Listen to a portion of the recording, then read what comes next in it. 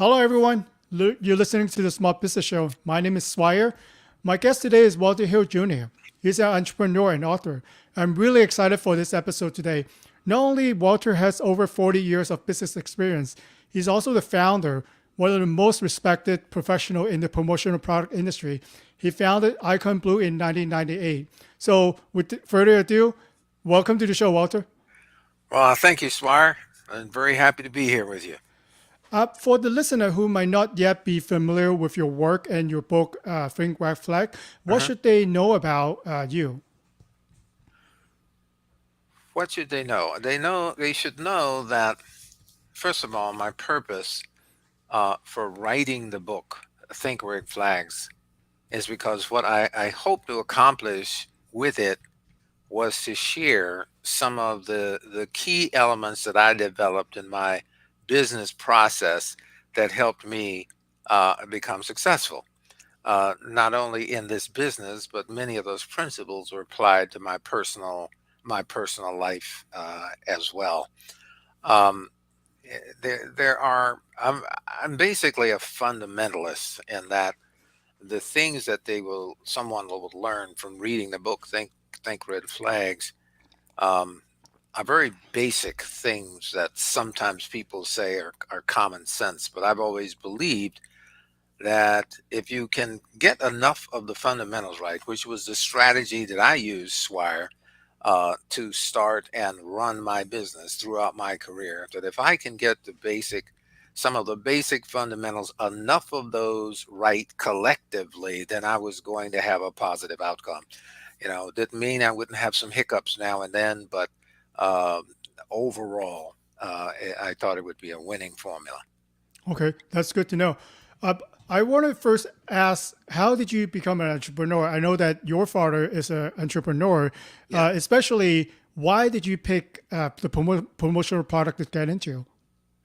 Well, I think the promotional products business picked me, and some years ago, I think maybe 40 years or so, uh, and I was working with a company, a very wealthy businessman here in Los Angeles, and we had a line of gift products, and I had always wanted to get involved in my early businesses were direct sales businesses, and I wanted to get involved in a business where you had more relationship development with your customers, so that you could project income for the next year, and we weren't always starting from point one to generate revenue every month. So some residual benefit.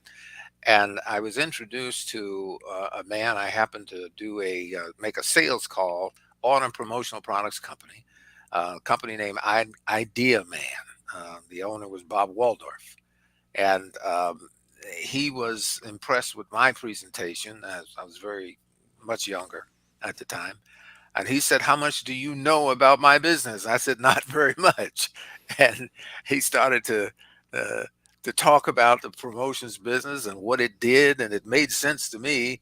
Another a form of advertising that allowed companies to um, get important messages before customers to influence those customers. And I thought that conceptually the business was a good business and would have relationships that could generate sustained revenue that would lead to profit and success. So he offered me a job with that company. And, about 3 years later, I had branched out into my own. Yeah, I love that from your answer. You mentioned the word relationship more than three times. Hmm. And I think that's actually very important there because when people think, going deeper into your industry, right, they think about just whatever item you want to suggest for me. Is it a pen or is it a t shirt? But then a lot of time they've forgotten about the relationship, right? The one of the reason why we sending you gifts a lot of time is we wanted to build that relationship. We want to create more conversation. Do you think right now, as a small business owner, we have forgotten about the human relationship? We just want to push out for ads. We wanted to see me everywhere, go on YouTube. And do you think people are missing out on actually building the relationship, one relationship at a time?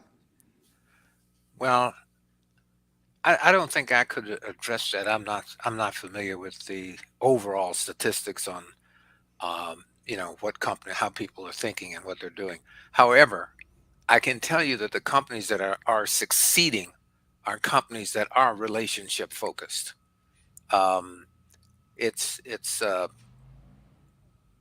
there is no one thing that causes someone to succeed. It's usually like it's a compilation of actions taken, and you put them all together, and they result in success. So I think that people will uh, respond to relationships. It was a big part of my business and developing relationships in any major, some of the Fortune 500 companies that we did business with. I always made sure that to protect my position and my interest in those companies, I always made sure that I knew who my contact was, who their boss was, and who their boss's boss was. And anytime there was an event or an occasion where I could get to meet some of those people, I always made sure I was there, or one of my team members was there, and we relish those opportunities to really to get to know the customer. I think it's important, especially in a promotions business, to know what this particular client represents. What message do they want to convey to their clients? So that if you understand that it's a sophisticated process and service, that a low end big pen may not be the right choice for the image that they're trying to portray.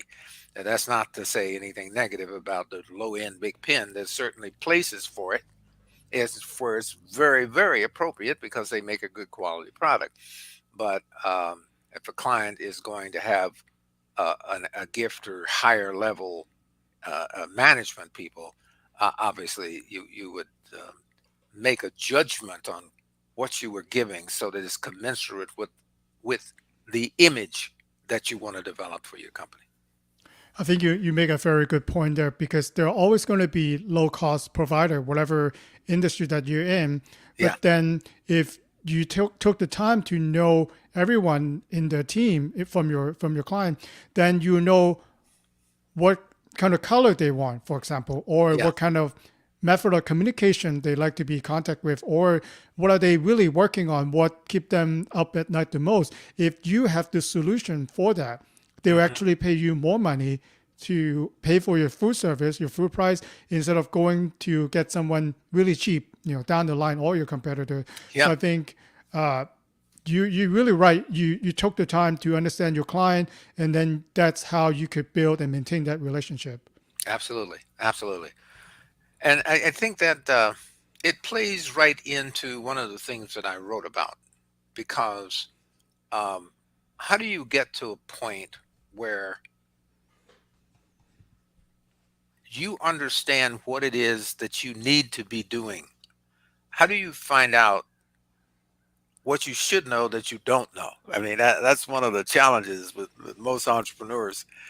We have enthusiasm, we charge forward, but sometimes we're not aware of where the landmines are. There's a reason why 45% of the business fail within the first 5 years. But what I like about that statistic is 55% of the business succeed within the first 5 years.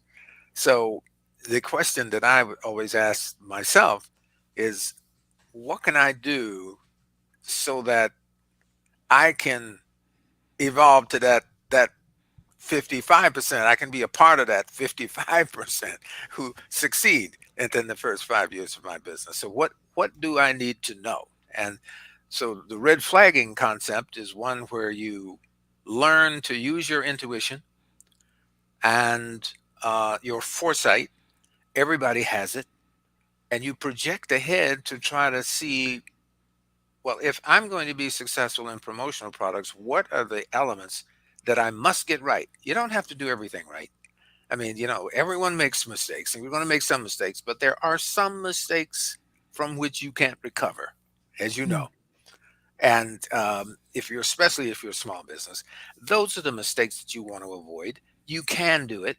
You have, everyone has that that instinct, that intuition to be able to recognize, for example, if I'm importing product from overseas and it takes me 60 days to get the merchandise and it's a substantial order, a few containers are coming, and and the thing that I cannot afford to have happen is if I have a due date for that, for those goods, which we usually do, the last thing I can have happen is those goods get here, we open the containers, and it's not what the client was expecting. It's not exactly what we were expecting. Small businesses can't take those hits but so many times before they're out of business. So that's what we would define as a red flag. We cannot let that happen. And the flags are the actions that we take. We break the process down that we're looking at to do this order. And we take a look at, well, what's the first thing we have to do? We know that China is a company that where people speak English, but English is a second language. So we have to make certain that we communicate clearly. That's our first step. That's the first flag that we overcome. Then the next thing is we do the Ronald Reagan philosophy. We trust, but we verify. So we have inspectors that go in periodically before the shipment is completed, because if I examine the shipment and it's completed and it's not correct, what happens? It doesn't ship. I miss my ship date. Okay? So I disappoint my customer, and customers, as we know, are the valued asset in any business, especially a small business. So we have relationships with inspectors, um, good inspectors that will give us feedback before the production is finished, so that when the production is finished, we know it can ship. Those are just some of the basics that when you do them, the end result is you will have a very profitable business, whether it's promotional business or another business. You will have a very profitable business if you can eliminate as many of those mistakes as possible, because those mistakes will erode your profit margin. Yeah, just wanted to jump in there, especially for those of us who might have dealt with China, especially from a native speaker too. I actually speak Chinese, but I actually learned to do business here in the United States. So if my communication sometimes get into a tricky situation, then I would tell you that if you use Google Translate to translate whatever that you have in English in China, it doesn't really work. So I think the process and the mindset that some of us needs to get in is the cultural. There is a differences, and there are different ways to do business when you think in terms of what we deal with day to day here in the U.S. and from China. So you cannot assume, like Walter, you just said, you need to have boots on the ground. You actually have someone to a third party, right? Prefer to Yes, check to make sure that everything that was ordered is in place, color or whatever that specs it needs to be before you actually wait 60 or even 90 days right now to get here, and then it's not correct. Then what are you going to do? that's right. Want to ask you some more question on your book, Think Red Flag, and I really like the title, A Proactive and Profitable Approach for Your Small Businesses. So, what else should we know about for the red flags? Well, this was a process that was ingrained into our system in my company. I think that you'll find that the six different business categories that I wrote about in the book: real estate investing, restaurant ownership, construction, event planning, marketing, and PR, and information technology. They all, you will find in each of those chapters, and there's a chapter on each one of those business topics, they all use red flagging. They all had a matrix that was established from their experience that allowed them to understand some of the negative things that can happen in their business, and they had a process in place to avoid them. It's not complicated. It just requires the energy and the desire to want to do the one thing that's the key element in any business: deliver to the customer what you promise and deliver on time. Everything else that's involved in that is involves the red flag process, where you highlight any potential area in your process that may have a hiccup. If you have to address 100 different addresses to go to, um, uh, 100 different locations, is making sure having a process in place, um, where you can validate all the addresses so that you don't have the goods that were supposed to go to Alabama going to New York, and the goods that were supposed to go to New York went to Florida. And now you have to start rerouting all of those goods to satisfy these customers. I can tell you, in any most businesses that have margins that have to be competitive, profit margins, that's going to start eroding that profit margin that maybe you started out with that was pretty good. And what happens is when you do have an incident that you just couldn't control, which happens, and you lose money, your margin drops even lower. And if that keeps happening, you can see where that's going to put a lot of pressure on your cash flow, on your finance needs, and the end result is not very attractive. Yeah, I love that. You actually have a process in place, and the red flags are, like you said, are actually common sense. Yeah, Before you spend big money in marketing, so learn when people call and leave a message, and you really call them back.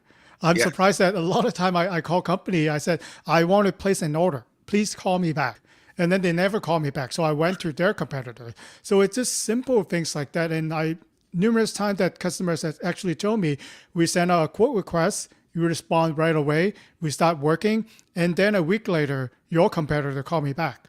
I'm like, that's too like that's something that you could really do as a small business owner. Be prompt or returning your messages. Yes, I know sometimes that we are busy, but then you got to leave time to respond to people inquiry, or maybe they're upset, you got to address it. So it's when you're not addressing those concerns that things start to blow up or go against you. hmm absolutely, absolutely. Businesses can swire. They can have a high probability for success by executing those things that you're talking about, the basics. I had someone say to me about my book, said, I read the book and it's excellent, but it seems to be a lot of fundamentals, a lot of some of these things seem to be elementary. I wrote this book because, in my experience, I could not understand how so many businesses neglected the most fundamental parts of business. I couldn't quite understand how you could miss a basic thing of in a restaurant business. If someone wants hot food, you don't serve it cold. You got to have a process where the waiter takes it off the shelf immediately when it goes up, when it's hot, so that it doesn't sit there too long and get cold, and then you take it to the basic fundamental things. You serve cold food, hot food cold, customer may not won't come back. And restaurant businesses, that is a very basic fundamental. But when you take the basic fundamentals and you collectively start putting them all together, it becomes a major part of your service image. It becomes major. Small thing. Not greeting a customer when they come into your store. Not major, but not greeting the customer when they come into your store, having your windows stained and dirty and people are coming in to eat food, not having a clean environment for the customer, not recognizing the customer is there and seating them quickly, not waiting on them quickly, getting what they want and serving it. It's something that they would want. You put all those together, you have a major problem, and you have usually a business failure. That applies to promotional merchandise and any other business. That's why I included six different business categories in the book because I wanted people to see that red flagging applies to all businesses. Um,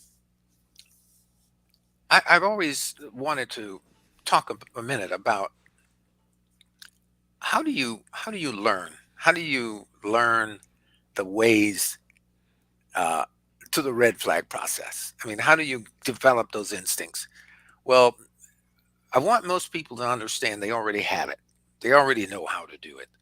If you walk into a convenience store and there's a man standing at the counter and it's 90 degrees outside and he has on a big coat with a hoodie with a hood pulled up.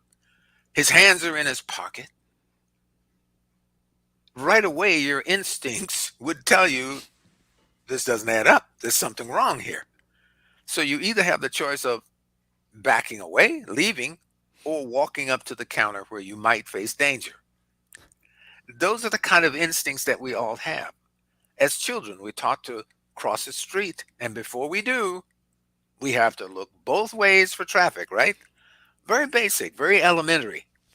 But again, it's an elementary practice that if you don't do it, you can lose your life, and that's major. So the way it applies to business is the same thing. There are three ways we basically learn. We learn from reading and formal education. We learn from our own personal experience, and we learn from other people's experience, from mentors. So everyone has that opportunity to get the knowledge that they need to run their business and to red flag. I personally recommend um, experience in an industry, some experience in an industry that you plan to go into or that you're in by working for others first. It's the way I did it. I evolved from the Idea Man promotional products company to my own business. And from that experience, I had learned to recognize where the problems were. What is the part of my service that I must get right in order to keep these customers that takes me substantial amount of time to get as customers, as you know. It's not always a slam dunk to win a Fortune 500 company. And when you do, you want to make sure you keep them. We kept our customers for 15 to 20 years. And the only time that we've never lost a customer because of poor service.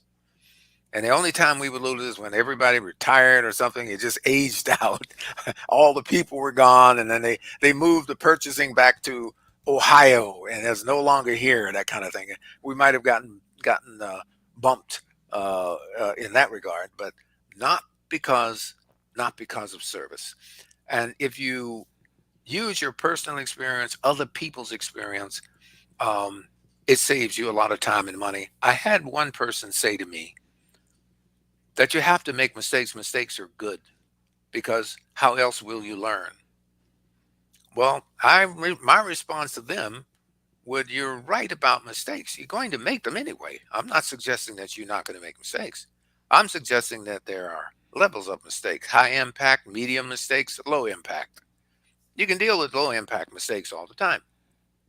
High impact mistakes, things that affect your bottom line, affect your relationship with your customer, those are the mistakes you want to avoid as much as possible. So um, I say if you have to make all the mistakes before you learn, you're going to have to be pretty senior before you have the wisdom to succeed. Okay. That's a lot of mistakes that you have to make. You can avoid a lot of them. We know it because our team was taught how to do it, how to recognize um, client needs merchandise sent to a hotel. Um, there's no control of the goods received once it gets to a hotel. It's not an environment that's controlled by my customer. So we once we experience merchandise going to a hotel and getting lost, misplaced, and all that, and the client is irate because we didn't deliver. They had an event, didn't get the goods for their event.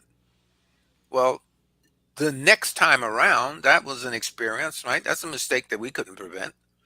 So the next time around, we talk to our customer about it. If anybody asks us to ship to a hotel, then we had a little statement in there and letting them know that they were going to what they needed to do to help that customer not have that problem. They needed to notify the hotel that the goods were coming, have someone responsible in receiving to make sure they got those goods. They had to do that part. We couldn't do all that. So that's how we did that, and we noticed, and we didn't have an issue with it. What it does is it helps you, even though it's not your control, as you know, your client is still very annoyed with you, your company, if they didn't get their goods. So um, those three ways we learn are important, and everyone can learn how to effectively red flag. I can't imagine anyone reading the book, think red flags, and not benefit from it, not understand when they read Tom Sims owns 150 different restaurants. How did he do that? What were the basic matrix that he used, and how did he develop it in order for him to succeed at that level? 150 restaurant chain. Gene Hale, construction supplies, a business that's known for not delivering on time, missing ship dates, construction, right? We all know that. It had a horrible reputation for that. How did he approach those issues and develop those weaknesses as strengths in his business? And that's what we talk about. So a lot of this, I don't try to tell the readers the details of what to do, but how to think, because that broadens the benefit to them of what they can accomplish when they understand how to look at these issues and how to view them, how to go about developing a resolution and a process to prevent bad things from happening.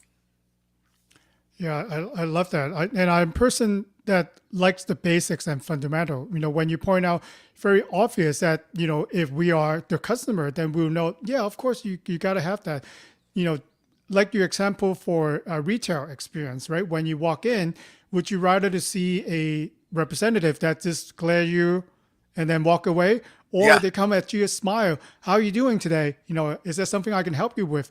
Which person would you rather be engaging with? And then if all your employees or representatives engage with the customer do that, how would that change your business? So these are the really common sense fundamental that I think a lot of times that a lot of people are not doing it right. yeah, yeah. And the best way to learn how to do it if they don't know, one is listening to programs like yours to get information, to become more educated. And two is reading to get more information. Let your awareness of mistakes that cost come from someone else's experience and not your own. And that's why in graduate school, they focus so heavily on case histories. They do a lot of case history study. And why is that? Because they want to learn from other people's experience. And they go in depth and analyze different situations to determine, you know, why this happened. What happened to them? They had great potential. They were moving forward, and why did they not succeed? Well, by reading these case histories and studying and understand what happened to someone else, you can prevent that from happening to you. There's no reason for you to repeat the same mistakes they made. So that's why the three ways of learning, the education, reading, consider that as one, uh, reading being a part of the education process, uh, personal experience, and then mentors. I've had uh, a lot of mentors in my life, people who, for whatever reason, just reached out to help me, who cared, people that I could talk to about business strategy and what I needed to do, what I was going to do, and who made introductions and did a lot of things to help. So I didn't do it by myself. That's for sure. Okay, I want to ask you a question, and I know that you have an impressive clientele. So, as a small business owner, right, we have limited resources. We are not one of those big company who can go, let's say, hand to hand with a big warehouse out there, those Fortune 500 company. So for all of us who are listening, who are small business owner, how do we make even the approach for a big warehouse, and how do we make the case that, yeah, although we're small, but we do have the capability to facilitate the product and services that you're looking for? What would you suggest? Well, I from my own experience, I think most of the larger clients were achieved um, through introductions from smaller departments. Hmm. We went into the different departments in a company. You have HR, and then you have marketing and sales, and you have PR. Um, we started in by developing an ally or two or three, someone, so that when the big opportunities came up, our name was in the pool. Here's a company that checks all the spaces. They always deliver on time.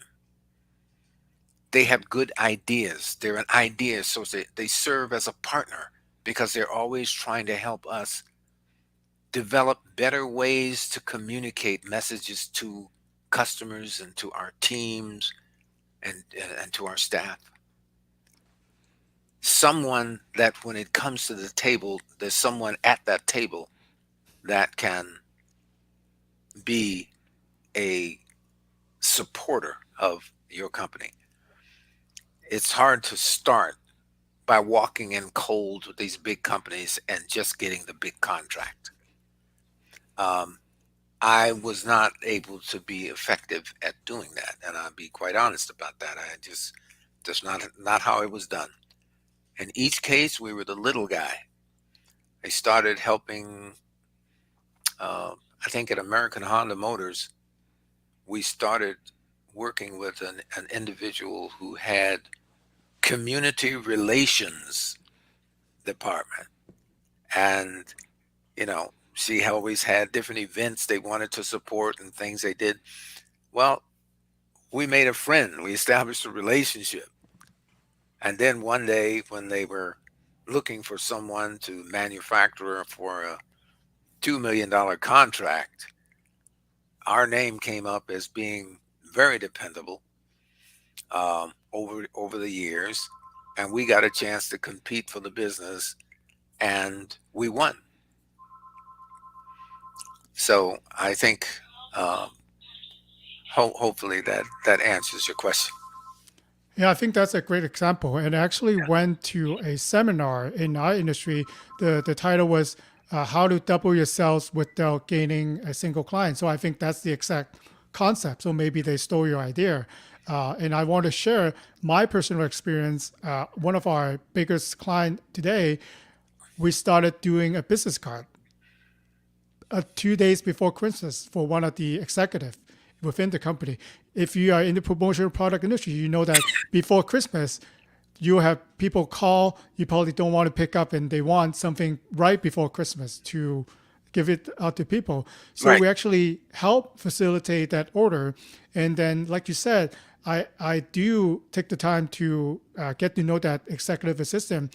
I ask her, do you know other colleagues or coworkers that might be able to use our product and services? One thing led to another, and they all service their bosses. Sometimes in a difficult way. A lot of them will call me 4 p.m. on Friday afternoon because Yeah. their boss, when they walk out of the office, Hmm. I want that next week. Get it done. And then they're all panicking, and they know, and they learn to know that Swire, when we call them, even it's a crazy timeline, he is able to do something about that. So I end up having to help like 20 of the executive assistants. So one thing led to another. So I think these are what we call in the digital age, people will call this traditional, right? Or they also call it the fundamental, but it works. Building relationship one at a time does work. And when people actually know who you are and they grown to trust the work that you do. So when there's a big opportunity comes along, guess who they would suggest to their bosses? Hmm. Absolutely, absolutely. So you can validate that experience that we've had because I've just found, and from awareness of some other companies, and I was in the business a long time. I was in the business for some time, as I mentioned. I started at Idea Man, and I was in the business some time before I started my own company. Icon Blue was started in 1998, I believe it was, and I think I started in the business um, 73, something, yeah, around 74, something like that. So anyway, I like to the idea now of all the podcasts and the people like yourself, Swire, who are having these programs that can really help people to become more informed about what they need to be doing and what they should avoid. Um, it's such an asset. When we came along, and obviously we didn't have the benefit of internet and all that, and it's just such a great source of knowledge. And knowledge becomes power when it's put to work, and it gives people a chance to learn. I'm hoping the book Think Real Rich. I wrote the book at the end of a successful career. And a very good life um, here with my family. And I have no other real interest now than to see how much of what I learned I can impart to others, so that all my experience does not go dormant with my sale of my company some 3 years ago. Okay. I actually wanted to ask you a separate question. So, Hmm. one that I've listened to a couple of your podcast episodes that you're on, the host didn't ask you about that, but I actually found an article written, an interview about you in 2015, and you actually mentioned in this exact order, you are focusing first on personal and spiritual development. And then, secondly, you are focusing on your health and fitness. And then, third, you focus on your business in the exact order. The question is, a lot of small business owners, we like to work. Our life is our business. So why would you put the first two before your business at the time? Well, I think that business, before you go into business, it requires preparation and the personal development that is required, assuming you want to be not just financially successful, but you want to have a life, a happy life, a good life. Then there are other things that are required, because I don't believe that in itself, business success is the only thing needed for someone to have a quality life. I learned that when I was way back, very early on in my career. My first company was a sales company. I came to California, and within the first 2 years, I started my first company. Had a couple of floors of offices over on Wilshire Boulevard. Um, uh, did very, very well. Was very excited because I was making money. And by 25 years old, I was divorcing with two children because all I did was work all day long. And it was my first experience with making money. So it was so exciting that that's what all I did. And it was kind of an awakening to see that, the part of your life, your children, to be separated from them in that way, um, did not make me happy, even though my businesses was thriving. So um, these are some of the other qualities that I thought that I had to develop. And that caused me to want to get closer to my faith, to develop the spiritual part of my life, so that my understanding of what true happiness is would be broadened in its scope. So I would know it's not just making money, but it's a compilation of things that would lead to happiness, and spiritual development is one of the foundations. It's one of the foundations, and I feel that needs to be a part of every platform in order to succeed in business. I was 27 years old and divorced, and at 27, I went to the hospital one night, um, terribly ill. Health had completely failed because I was so excited about making money.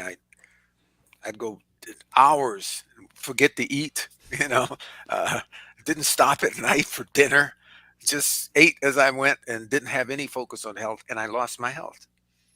And at that point, I promised God going forward in any business endeavor that if He gave me one more chance at taking care of my body, just one, um, I would change that. And I did.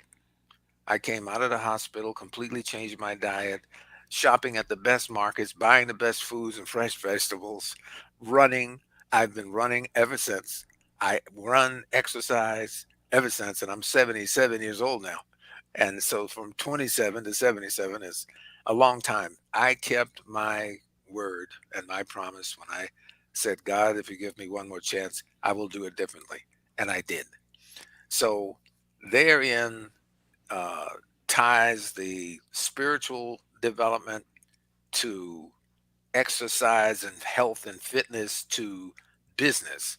And the outcome is one where I, I, it doesn't mean I haven't had incidents, I mean, there are things that happen that just going to that just happen that we can't control. Okay, no matter how well we eat or what we do, it's like my cardiologist said, everybody dies. So we know that that's inevitable. But it has given me a different quality of life. The focus on my children, the fact that I have never spoken to my daughters, even though I was not in the home every day, I have never spoken to my daughters to this day where I didn't feel love from them. And so I know that I have succeeded as a father, and I believe that I'm not where I want to be as a husband, but I'm much better than I was, and hopefully my wife will will say that I'm a reasonably good husband, pretty good husband, and to have that much balance, that love of family, love of wife, uh, and financial success, uh, completes this circle of spiritual health and business. Yeah, thank you so much for the wisdom. I am a person too for work life balance, and to tell you more, my wife is my business partner, so I really need to balance for that. So sometimes it's challenging to we have a it's my wife, right? So Yeah, you want to have your husband and wife relationship, but at the same time you are business. I can tell you how many times that when we woke up in the morning, the first thing that she asked me was that UPS shipment. You got to call that brokerage to check on that shipment. It happens, but then, like you said, I would also put. I glad that I found that interview because that's exactly how I'm putting the orders. I put family, personal development. I'm a big fitness person, so I got to get my exercise in before I even start working. So it's yeah, exact the same priority, and I'm glad to found that as a respected professional in our industry, that's is also your priority. So I got to mention it on the show. yeah. Wonderful, wonderful. I think it's a winning formula. Uh, So I actually want to ask you the last question, and it's a big question. And to set the table, assuming that we are turning the corner right now, it looks like things are getting better in 2022. yeah, Actually, I've talked to numerous people who are guests on the podcast. They actually said that during the pandemic, the number of new businesses who filed for the fictitious of business is skyrocket because there used to be the side hustle, there used to be that passion. Some of them unfortunately got laid off then, but they actually make that into their business. So for all of us who are small business owner out there, what would you suggest that we focus on for the road for recovery? I think the same principles that that made people successful in the first place. I think there was a lot of pivoting that had to go on in business, all businesses, because of COVID. But I think now it's an opportune time that companies coming out of it are going to be more aggressive at reestablishing their brand presence, and then that's a big part of our business. They will need advice and help as to ideas they can select, they can choose and develop that will help them get back on course. Our business is help in the promotions business. Business is helping others, and the same thing applies to any listener for any business that they're in. Um, to get back to those basic fundamentals, be very aggressive at establishing a differentiator about as to how you go about doing those things, because we're all in competitive businesses. And how do you do it? Well, in our business, we did it with product selection, the things that we would show people that would best be suited to deliver a particular message or best be suited for a particular occasion, with the ideas as we referred to them, not products, and then the execution of those things in a way that um, it was benefited the customer. Okay. Thank you so much for the advice. So Walter, for a listener who wanted to reach out to you and find out more about your work, what would be the best way to connect with you? Well, the book is on Amazon.com, but they can look at Think Red Flags, uh, Gmail, uh, gmail.com, or walterhilljr.com. Okay. Walter, thank you so much for coming on to the show today. I learned a lot, and then it's very nice that I can validate some of my thinking. So if you can do it, I think there's hope for me. Well, I wish you the very best, Swire, you and all of your listeners. Thank you. Okay.